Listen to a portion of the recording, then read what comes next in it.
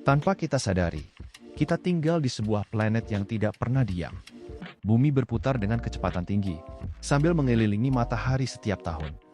Dari gerakan inilah lahir pagi dan sore, panas dan dingin, musim dan angin. Tapi ada satu hal yang mendasari semuanya, aliran energi matahari yang tidak merata. Itulah alasan mengapa wilayah tropis selalu hangat, sedangkan kutub membeku.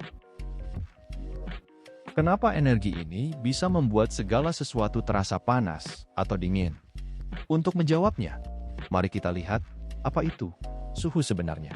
Bayangkan udara yang Anda hirup sekarang. Di dalamnya, berjuta-juta molekul bergerak bebas, melaju, berputar, bertumbukan satu sama lain. Beberapa molekul melaju cepat, beberapa lambat.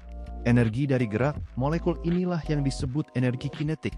Suhu pada dasarnya adalah ukuran energi kinetik rata-rata molekul-molekul itu.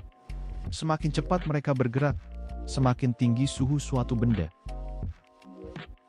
Sekarang, bandingkan udara hangat dan udara dingin. Jika dipanaskan, molekul udara bergerak lebih cepat dan saling menjauh, sehingga udara menjadi tidak padat.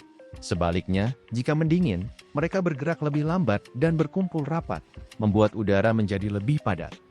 Itulah sebabnya udara panas naik dan udara dingin turun. Rumus sederhana pembentuk awan dan cuaca. Bagaimana jika suhu udara terus diturunkan? Pada suhu minus 273 derajat Celcius atau 0 mutlak, molekul mencapai energi minimum dan tidak lagi bergerak. 0 mutlak inilah titik awal skala Kelvin, dasar segala pengukuran suhu dalam fisika. Selain suhu, ada istilah energi internal, yaitu jumlah energi yang dimiliki semua molekul dalam sebuah benda. Ketika dua benda dengan suhu berbeda bersentuhan, energi mengalir dari benda panas ke benda yang lebih dingin.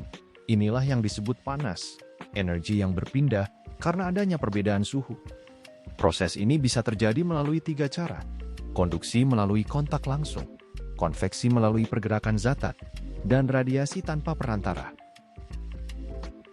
Untuk mengukur suhu, ada beberapa skala yang biasa digunakan.